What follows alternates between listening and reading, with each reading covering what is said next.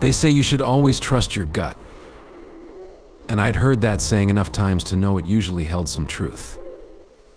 But up until a few months ago, I'd never felt that gut-level suspicion about my wife, Lisa. After 10 years of marriage, I thought we'd build something solid. Sure, life wasn't always smooth, no marriage is, but I trusted her. Or at least I wanted to believe I could. It started with small things. Lisa became a little more secretive, and I noticed she was guarding her phone more than usual. Late-night texts would light up the screen, and she'd quickly turn it over, claiming it was just a friend from work, if I asked. She had also started spending more time away, claiming she needed me time or to catch up with friends. I wanted to believe her, but as these instances started piling up, the feeling in my gut grew harder to ignore. Then there were the subtle changes in her attitude toward me. The affection had waned, replaced with a sort of cold indifference. It's not that she was overtly cruel, she was simply absent. She became distant, often distracted, and when I tried to reach out, I was met with vague excuses or empty reassurances. Every day it felt like she was drifting further away, but I couldn't pinpoint why. One night I sat alone in our bedroom looking over at her empty side of the bed. She'd told me she was out with friends, but she hadn't even given me a straight answer about who she was with or where she was going. I stared at the ceiling, feeling the weight of suspicion pressing down on me. The woman I once trusted completely was now a stranger, and I couldn't shake the feeling that something was terribly wrong. The final straw came when I decided to check our bank statements. I wasn't usually one to snoop, but I felt pushed to the edge. I noticed a few questionable charges, a dinner at an expensive restaurant, gifts from stores she'd never mentioned to me. When I asked her about them the next day, she brushed it off with an easy smile, saying they were gifts for family. But the details didn't add up. That's when I realized I needed to stop taking her word for it. I needed to find out the truth, no matter how much it hurt. My opportunity came the following weekend. Lisa told me she'd be out with friends again, and that she'd probably be back late. I feigned indifference, hiding the storm of suspicion brewing inside me. As soon as she left, I grabbed my keys and followed her, staying back far enough that she wouldn't notice. My heart raced, torn between the fear of what I might discover and the determination to finally know the truth.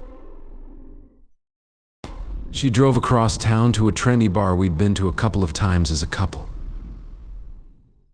It was a place she loved, though she hadn't mentioned going there recently. I parked in a nearby lot, my hands sweating on the wheel as I watched her walk in, dressed far more elegantly than she usually did for a casual night out.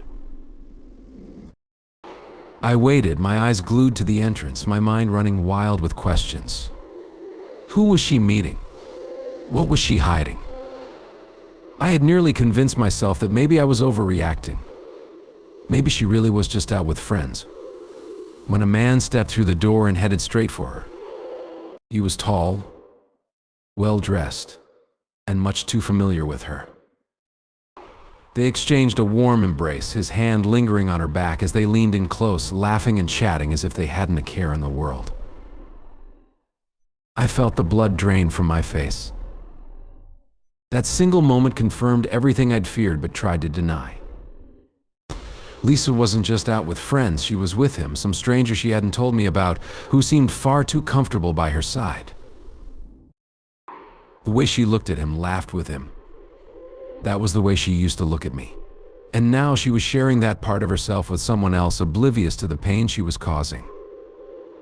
I sat there in the car, frozen, watching as they enjoyed their drinks, whispering and laughing.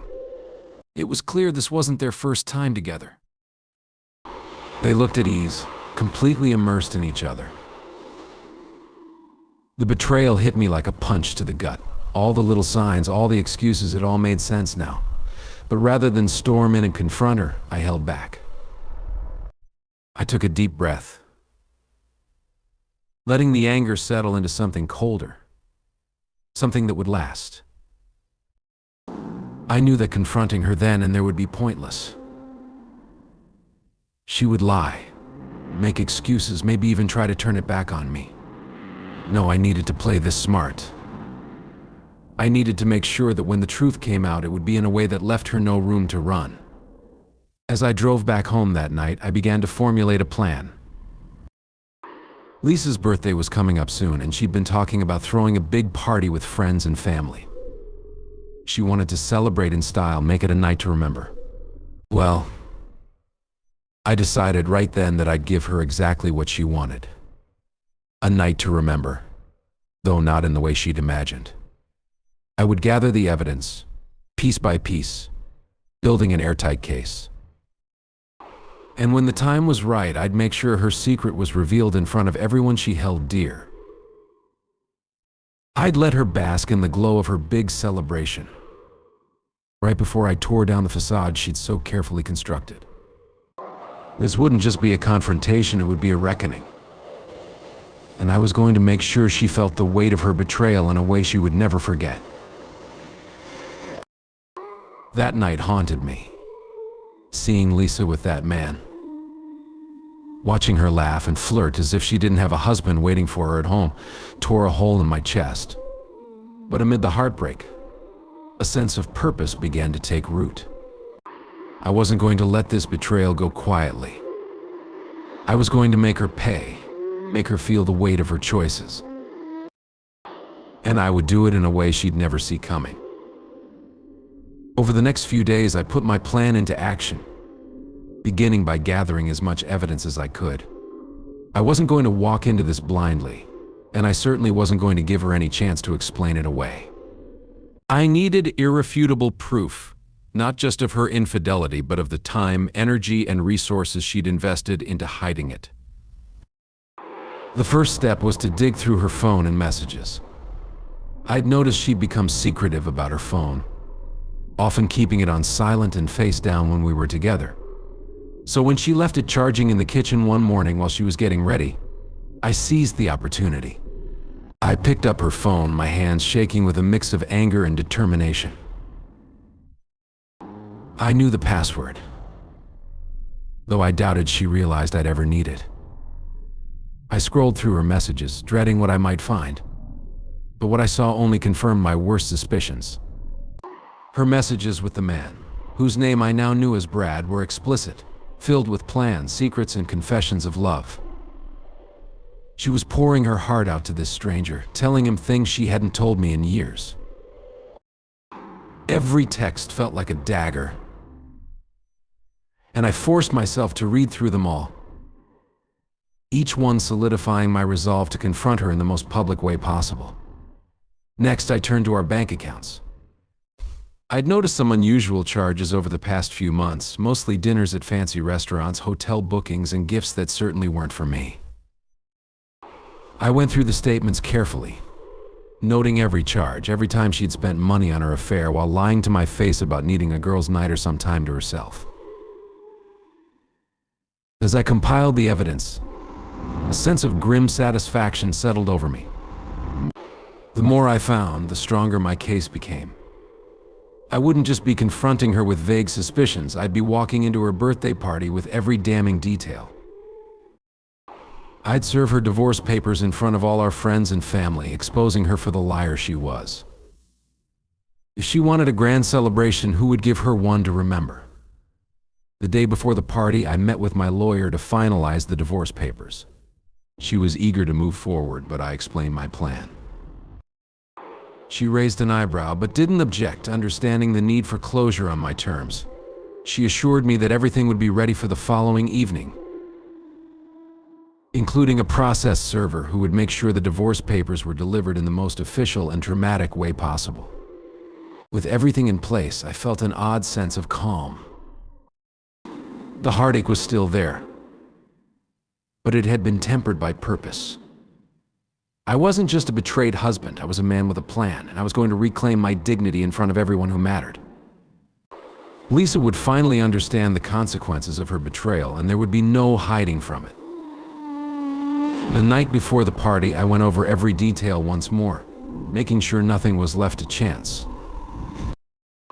I reviewed the evidence I'd collected, scrolling through the messages and bank statements one last time. The anger flared up, sharp and searing, but I pushed it down. I needed a clear head to pull this off. The plan was simple. I would arrive unannounced, catch her by surprise, and expose her affair in front of everyone she cared about.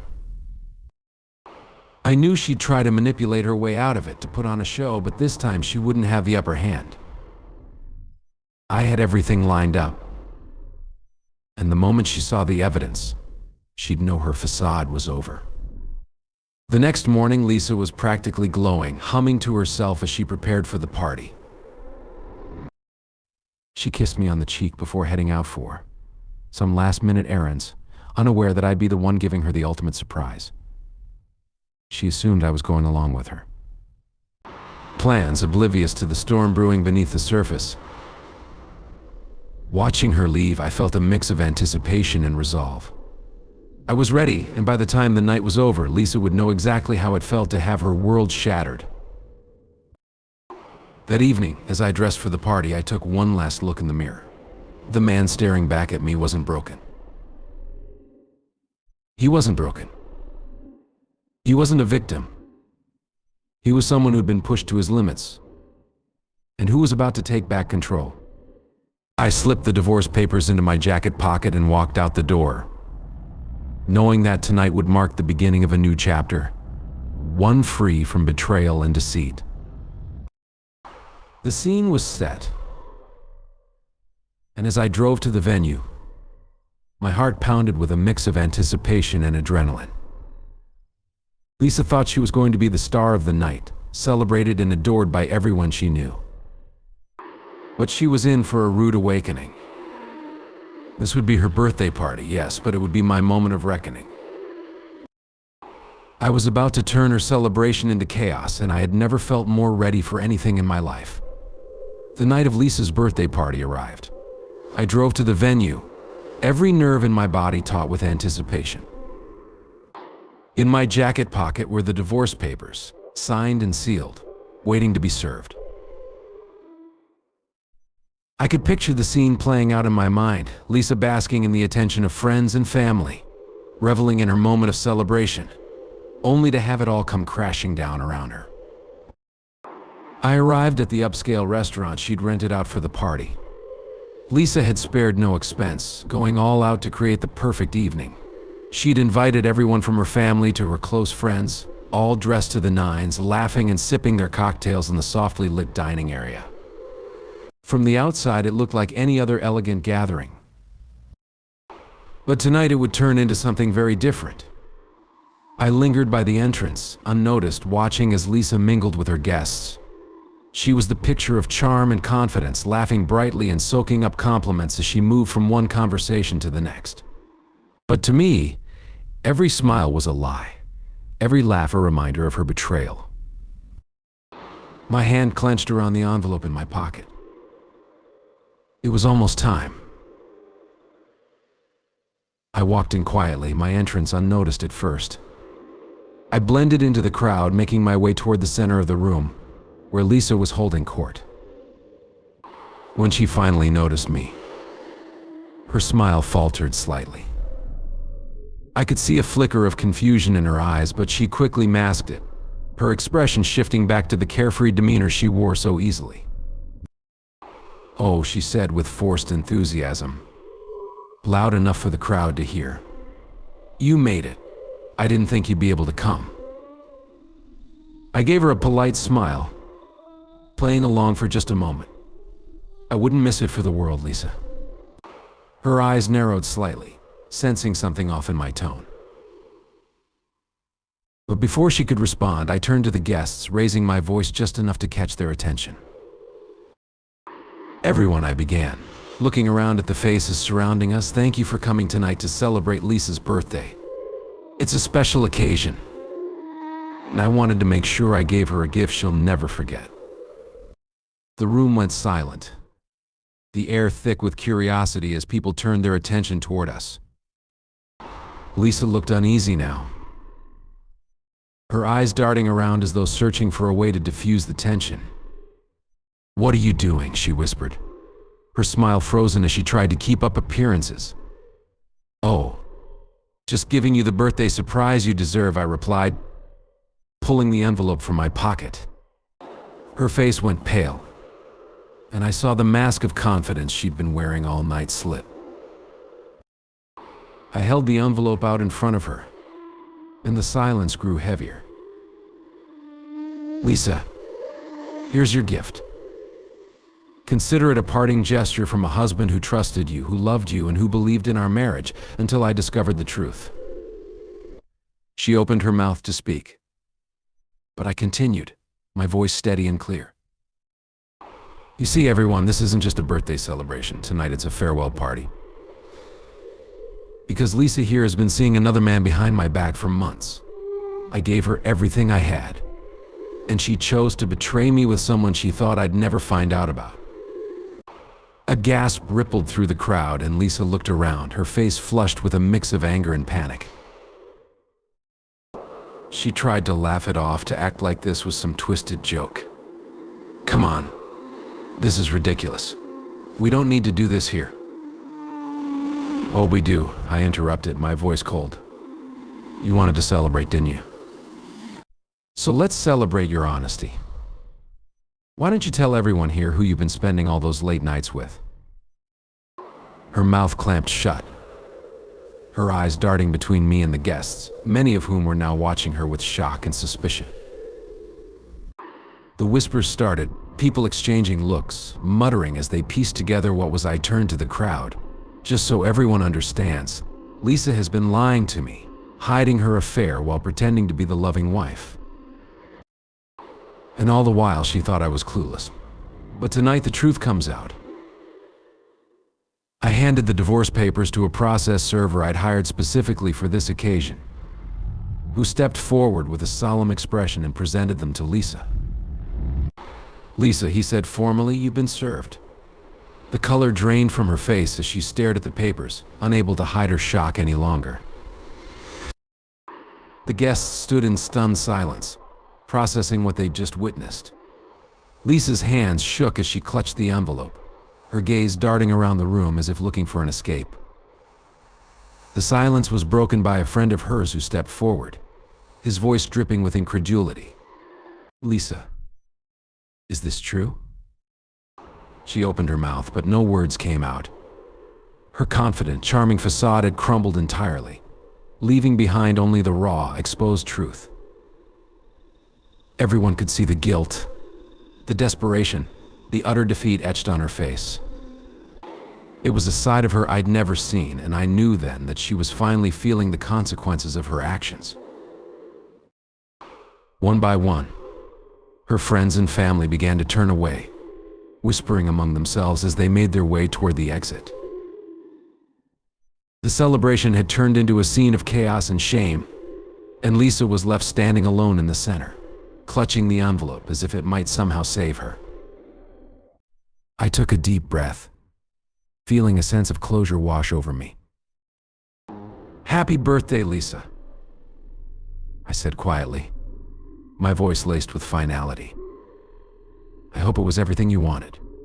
With that, I turned and walked away, leaving her behind to face the wreckage of her choices. As I left the party, a wave of satisfaction washed over me. I had just exposed Lisa's betrayal in the most public, dramatic way possible. And now the people she had been fooling were finally seeing her for who she truly was. The betrayal, the lies, the sneaking around, it was all out in the open now. Laid bare in front of everyone she held close. Her carefully constructed image had crumbled, and there was no way to piece it back together.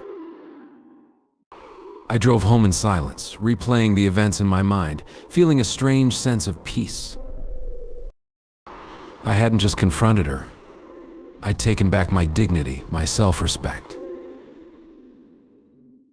Lisa had expected to keep this affair hidden, to carry on with her double life while I remained in the dark. But I'd turned the tables, showing her that I wasn't as naive as she had believed.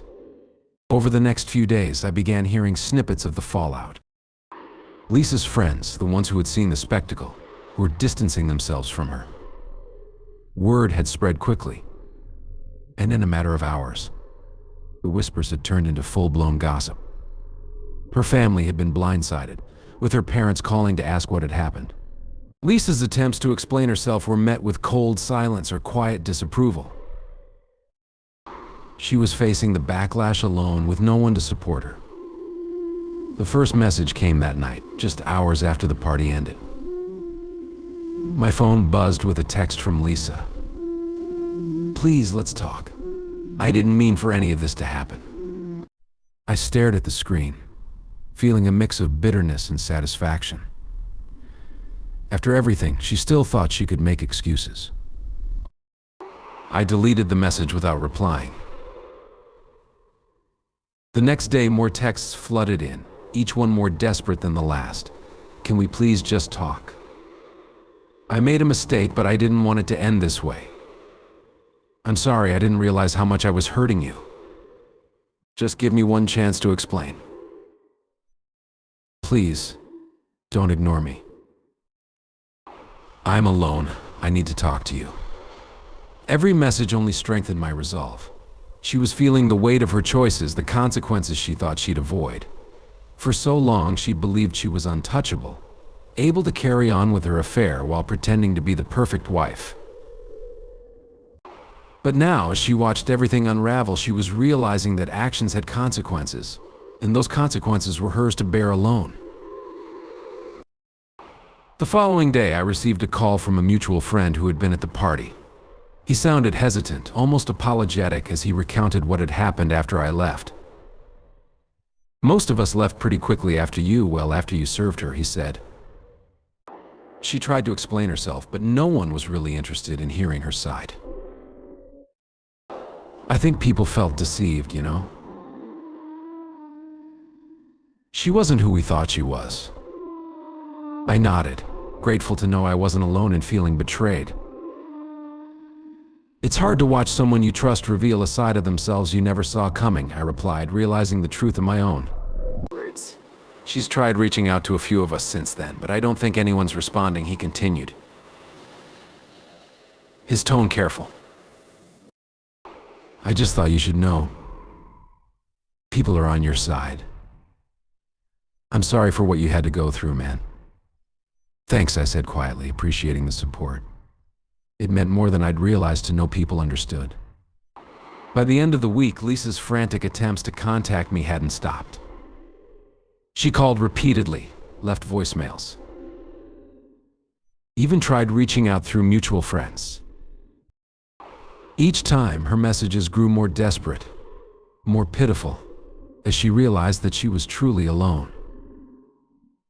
The affair partner she'd chosen over me had disappeared, leaving her to deal with the humiliation and shame on her own. Her glamorous life, once filled with friends and admirers, had shrunk to a silent, isolating reality. In one voicemail, she broke down, sobbing as she pleaded for forgiveness. "I know I messed up," she cried, her voice shaky and raw. "I know I don't deserve your forgiveness, but please, just talk to me. I can't do this on my own," but I wasn't interested in her apologies. Her remorse wasn't for me, it was for herself, for the reputation she'd lost, for the friends who'd turned their backs on her. She was finally feeling the weight of her own actions, but it was far too late for forgiveness. I deleted the voicemail without a second thought. The satisfaction of knowing she was suffering wasn't what I'd expected. I'd thought revenge would be sweeter, that it would ease the pain of betrayal. But instead, I felt a strange, deep sense of closure. I no longer needed anything from her. Not an apology, not an explanation, and certainly not any more of her lies. Lisa had destroyed our marriage, our trust, and our shared dreams. She'd thrown it all away for a thrill, for a man who couldn't even stand by her when things got tough. Now, she was reaping the consequences of her actions, left to face the wreckage alone. And as for me, I was free from her games, ready to move forward without her. That night, as I sat alone, I raised a quiet toast to myself. I'd endured betrayal, heartbreak, and humiliation, but I'd reclaimed my dignity, taken back control of my life. Lisa's chapter in my story was over, and I was ready to begin anew. With one final deep breath, I blocked her number, removing the last trace of her from my life. There would be no more pleading texts, no desperate voicemails. She had made her bed, and now she would lie in it, surrounded by the consequences of her own choices. I was free. Thank you for watching till the end. If you enjoyed this story, make sure to hit the like button. It only takes a second, but it means the world to us. Don't forget to subscribe to the channel so you won't miss out on our upcoming videos. Something brand new is dropping tomorrow. And hit the notification bell to be among the first to see it. See you in the next video.